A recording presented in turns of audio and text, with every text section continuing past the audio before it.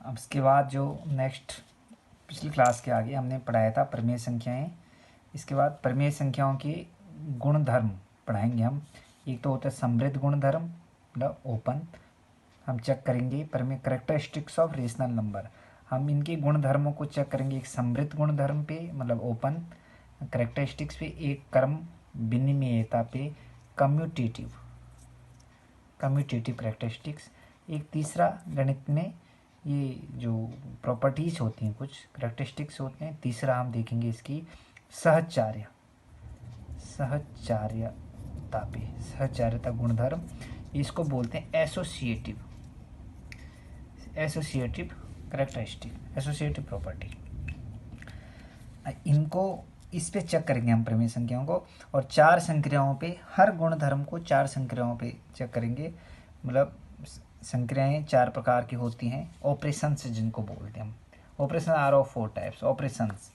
जैसे ऑपरेशंस क्या होता है, एडिशन होता है, एडिशन होता है, व्यवकलन या सब्ट्रैक्शन होता है, सब्ट्रैक्शन या घटाना एक ऑपरेशन होता है। ऐसे मल्टीप्लिकेशंस एक ऑपरेशन होता है। ऐसे डिवीजन भाग एक ऑपरेशन होता है। तो हम इन ऑपरेशन में चेक करेंगे कि परिमेय संख्याएं मतलब कैसी कैसी विशेषताएं बताती हैं। हम सम ओपन में चेक करेंगे कि योग में कैसी विशेषताएं हैं, सब्ट्रैक्शन में कैसे हैं, मल्टीप्लिकेशन में है, डिवीजन में कैसी है। इसी तरह हम क्रम विनिमेयता देखेंगे या एसोसिएटिव लॉ देखेंगे।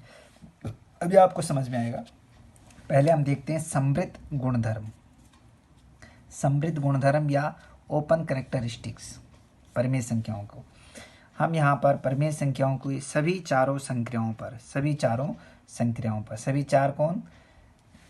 चार कौन पॉजिटिव वो योग, सब्ट्रैक्शन, मल्टीप्लिकेशन और डिवीजन, सभी चारों संक्रियाओं पर समृद्ध गुणधर्म की जांच करेंगे, मतलब ओपन करेक्टरिस्टिक्स की जांच करेंगे।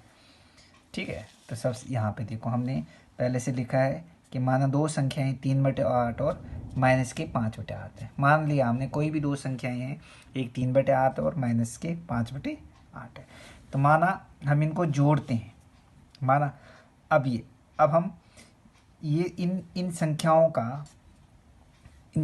का ओपन करेक्टरिस्टिक्स चेक करेंगे, समृद्ध गुणधर्म चेक करेंगे योग पर, सब्ट्रैक्शन पर, मल्टीप्लिकेशन पे और डिवीजन पे। पहले हम देखते हैं योग पर देखते हैं। दोनों को अगर हम जोड़ते हैं 3/8 धन -5/7, तो क्या जोड़ेंगे, देखो इन दोनों को, आपको भिन्नों को जोड़ना आता होगा। ये फ्रैक्शन है 3/8 प्लस -5/7, ये फ्रैक्शन है। आप जोड़ सकते हो इसको, कैसे जोड़ोगे, देखो कोई भी भिन्न तब तक नहीं जुड़ सकती है जब तक उनके हर क्या ना हो जाए, समान ना हो सकते हैं। ठीक है, any fractions you can not be add और you can not be subtract any fractions until or unless the denominator are not ना सेम्स। जब तक डिनोमिनेटर सेम नहीं हो जाता है तब तक आप किसी भी भिन्न को नहीं तो जोड़ सकते हैं ना इसको घटा सकते हैं। तो पहले भिन्न, तो उसके लिए एक तरीका तो क्या है, हर कब समान होते हैं, जब आप हरों का क्या लेते हो, एलसीएम। फिर दोनों संख्याओं को उस एलसीएम के बराबर बनाएंगे। 8 और 7 का एलसीएम लोगे, ठीक है, क्या होता है वैसे 56 होगा। लेकिन एक आसान तरीका भी है, क्रॉस मल्टीप्लाई कर लो।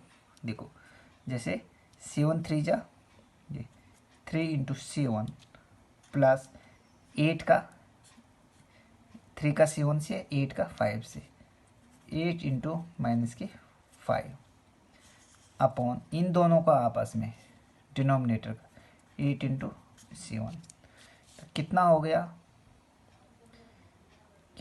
7 3 जा 21, ये प्लस है ये माइनस है, प्लस 8 पंजे 40 पर -40। आपको पता है 8 5 जा 40 होता है, लेकिन धन मल्टीप्लाइज बाई ऋण, ये 8 का साइन क्या है, चिन्ह क्या है, प्लस है। जिसके पीछे कोई साइन नहीं होता उसका मतलब उसका साइन प्लस होता है।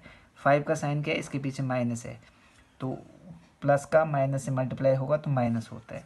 तो 8 पंजे 40 अपॉन 8 सता 56 56 इक्वल टू आगे कर सकते हो इसको 21। ये धन ऋण का क्या होता है? धन ऋण का ऋण होता है, धन ऋण का ऋण।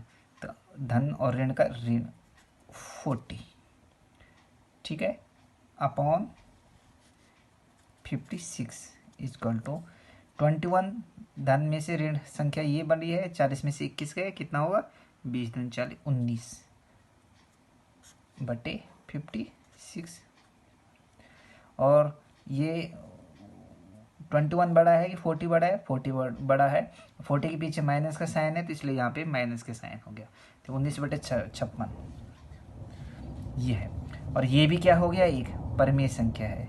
क्या है? ये भी एक क्या है? परमेय संख्या है। ये भी क्या होगी? एक परमेय संख्या होगी। तो इसका मतलब दो परमेय संख्याओं का योग क्या होता है? परमेय संख्या होता है। तो अतः दो परमेय संख्याओं का योग भी एक परमेय संख्या है, ठीक है, ये भी एक परमेय संख्या है। इस प्रकार हम कह सकते हैं कि परमेय संख्या, इस प्रकार हम कह सकते हैं कि परमेय संख्याएं योग के अंतर्गत क्या है? ओपन है, समृद्ध है। हम कह सकते हैं कि परमेय संख्या योग के अंतर्गत किस ऑपरेशन के तहत? योग, एडिशन। एडिशन जो हमने ऑपरेशन दिखाया था, जोड़ा था जो दोनों को, ठीक है, ये ऑपरेशन था योग, मतलब ये जो हमने दोनों को जोड़ा है और जोड़ के भी क्या आ गया? एक परमेय संख्या आ गई। इसका मतलब ये है योग के अंतर्गत ये के समृद्ध हैं।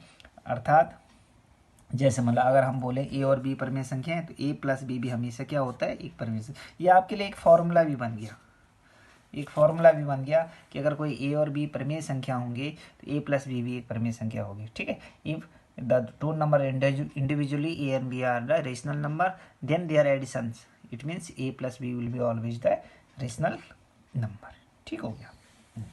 अब हम इसको देखेंगे घटाने पे, सब्ट्रैक्शन में।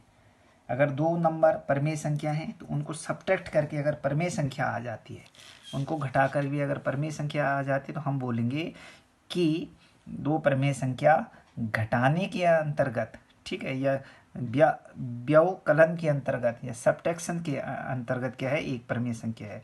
दो परमेय संख्या के अंतर की जांच करते हैं हम। माने एक संख्या 5/7 है, दूसरी -2/3 है, ये क्या है? परमेय संख्या है, ठीक है। इसको हम आपस में क्या करते हैं? घटाते हैं। माना इसको हम घटाते हैं तो क्या है? ये -5/7 -2/3, तो क्या हो जाएगा? -5/7। देखो ये ऋण है, ये ऋण है, माइनस माइनस के धन होता है, ऋण का धन, ये 2/3। इसका हमने ब्रैकेट खोला तो ये इससे क्या है? मल्टीप्लाई हो जाएगा, ऋण इंटू ये ऋण क्या हो जाएगा? धन हो जाएगा, इक्वल टू। अब फिर वही जैसे हमने पहले किया था।